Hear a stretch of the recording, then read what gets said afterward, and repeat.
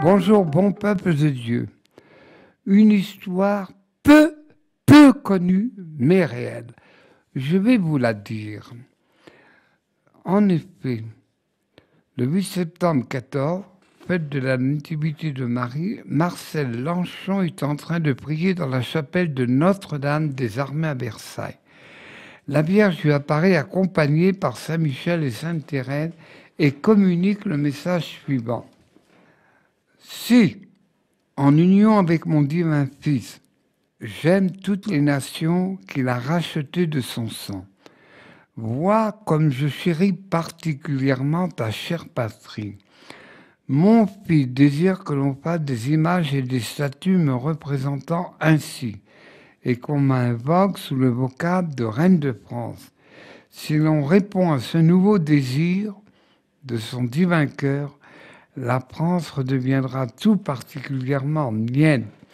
Je la prendrai jamais sous ma maternelle protection et mon fils se plaira à répandre sur elle d'abondantes bénédictions.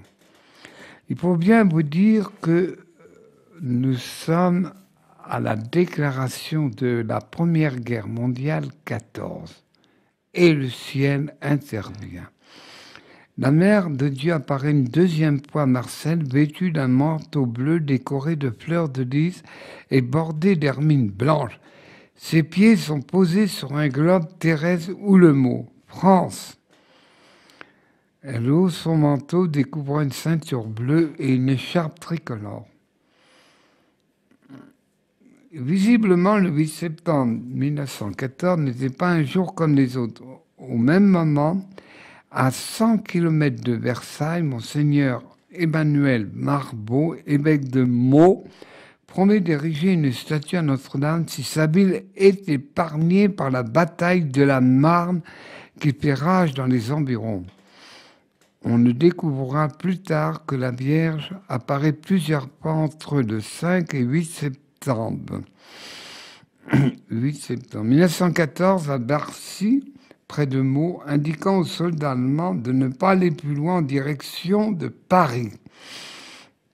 Le miracle de la vicissitude en Pologne, en 1920, qui arrêta l'avancée de l'armée bolchevique. Quelques témoignages racontés par des prisonniers de guerre allemands soignés dans des hôpitaux français indiquant que ces apparitions ont été vues par des dizaines de milliers d'hommes, mais qu'on leur avait interdit d'en parler sous peine de mort. La Vierge était habillée comme à Lourdes en 1858. Une ceinture bleue, certains blessés allemands l'identifièrent et lorsqu'ils virent une statue de Notre-Dame de Lourdes, plus tard, Madame Bongard, épouse d'un ancien maire de Barcy, est bénévole dans les hôpitaux, dit à sa fille. Les blessés allemands par centaines disaient tous la même chose. C'est incompréhensible. C'est la Sainte Vierge qui nous a repoussés. Nous l'avons vraiment vue et pourtant nous étions les plus forts. Nous étions en train d'écraser les lignes françaises. Nous allions arriver à Paris et brusquement, ce fut la débâcle. Nous l'avons vue, elle, la Sainte Vierge. Était-ce une apparition, un délire? De la main, elle nous repoussait devant cette force surnaturelle et nous avons fui, on ne pouvait plus avancer. Alors il y a des propos. En effet, on avait dit à cette armée qui était nombreuse, ils étaient à 50 km de Paris, mais pour une armée dont, à cette époque, ils avaient l'habitude de marcher, qu'ils devaient envahir Paris. Et je redis l'histoire, une femme inconnue est apparue dans le ciel et a empêché nos armées d'avancer. Ce fut la débâcle chez nous. Malgré les ordres des officiers, avancez, avancez! Et nous ne pouvions pas. Voyant cette défaite, ils disent aux soldats, écoutez-nous, si quelqu'un raconte ce qu'il a vu de cette histoire incroyable, invraisemblable, il sera tué sur le coup. Nous nous taisions tous, mais cependant quelques-uns de nos soldats, blessés à mort, étaient portés par la Croix-Rouge et un des soldats parmi tant d'autres qui avaient témoigné, il dit « Ma sœur, il faut que je vous dise quelque chose. J'étais un officier et nous avions ordre de ne point parler de cet événement, mais maintenant que je vais mourir, je lui dois bien cette dette. » En effet, on a vu une belle dame tournant le dos et de sa main nous empêcher d'avancer. Et quand je suis rentré dans votre hôpital pour me faire soigner, j'ai vu une statue qui représentait la statue de la Vierge de Notre-Dame de Lourdes, habillée tout de blanc avec une ceinture bleue. Mais on s'est dit, mais c'est la Vierge qui nous a repoussés. Voilà, tel que je vous dis, pourquoi Paris fut épargné. Parce que les gens de Paris, la plupart, avaient prié que Paris ne soit pas envahi par les Prussiens de l'époque. Voilà ce grand miracle. Et bien sûr, celle qui a vu la Sainte Vierge à l'église de l'armée de Versailles, eh bien, elle s'est apparue pour bien dire qu'elle est intervenue une fois de plus. Il est assez bizarre dans notre pays que la Vierge Marie nous protège. Je vous cite qu'un plus connu, en 1871, 2 garçons et 2 petites filles virent la Vierge Notre-Dame de Pontmain, et il était écrit sur un bandeau blanc « Priez mes enfants, Dieu vous exaucera en peu de temps, mon fils se laisse toucher. » Tandis que l'armée prussienne de l'époque montait sur Laval. Et là, ils n'y allurent pas. Laval, toute la région de Bretagne, fut épargnée. Et aussi, plus près de nous, en 1947, la France était à 2 doigts d'une guerre civile. Vous savez que toute guerre moderne, aujourd'hui, il faut semer la division pour pouvoir conquérir un peuple, une nation. Eh bien, elle dit à ses 4 filles, eh bien, priez, la France est en grand danger. Priez pour la France, elle a besoin, elle en a grand besoin, priez pour la France. Ça a été dit 3 fois à l'île Bouchard, près de Tours. Vous voyez que c'est assez incroyable que la Vierge nous délivre. Mais elle demande toujours, avec insistance, de prier, et un mot qui ne plaît pas aujourd'hui, mais tant pis, c'est comme ça, de faire pénitence.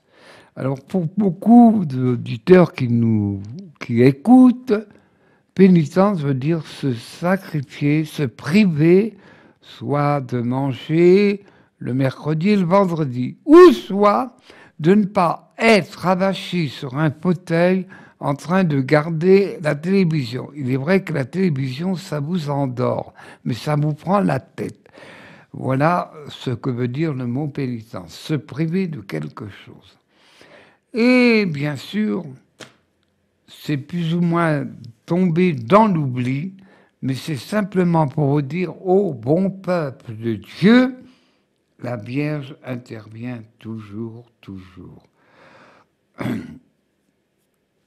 Toujours cette fameuse bataille. On pourrait vous en raconter d'autres, mais je ne veux pas vous prendre la tête.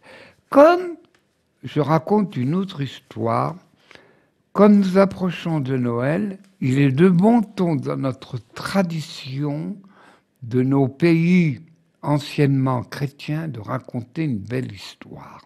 Et c'est une histoire vraie. C'était pendant la Révolution française en mai 1792, où on appelait ça la terreur.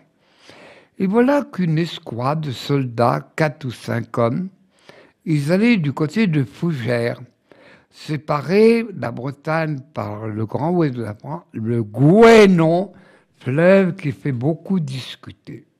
Et là, tout d'un coup, ils prennent un jeune homme d'une quinzaine d'années, l'attachent, et tout d'un coup, on entend à peu près vers minuit les cloches, une à une de chaque village, claironner, et les soldats se dire « Mais qu'est-ce qui se passe? Est-ce que la Révolution n'a pas réussi à éteindre ces chrétiens ?» Les 4 soldats, c'était, attention, hein, on n'est pas au temps moderne, où on ramassait des feuilles sèches pour allumer un feu avec des brindilles de bois et du bois. Et là, ils étaient étonnés. Mais qu'est-ce que c'est que ça? Et un peu rêveurs, ils se rappelaient de cette jeunesse en disant « Ah, cette sale guerre, elle nous a mis dans des états. » Et chacun pensait à son enfance. « Ah, moi, j'étais de l'Alsace, et on fêtait Saint-Nicolas, et les fêtes n'en finissaient plus. Nos braves bûcherons allaient abattre un sapin, et bien sûr, on faisait la petite crèche, et à minuit, on dormait. Mais quand c'était le moment de la messe, où les cloches nous réveillaient, « Allez mes enfants, on va à la messe !» Et oui, on y allait de bonne humeur. Il y avait les sucreries, les gâteaux et les cadeaux et tout. Ah, ça me rappelle un autre venant de la Provence. Ah oui, avant que la Révolution ne date, on faisait des crèches vivantes. Et là, mais cette satanique révolution, elle nous a interdit. Alors, il y a nos 2 braves gens qui se disent, eh bien, on va faire des santons, des petits personnages, et on présentera chacun des métiers de nos villages. D'ailleurs, il y a une belle histoire là-dessus, les santons de Provence. Et tous les corps de métier étaient présentés par ces petits santons. Et chaque année, il y a des santons. Même chez nous, à la ville de Gap, il y a des expositions des santons de Provence. Oh, c'est beau. Ça nous fait rêver.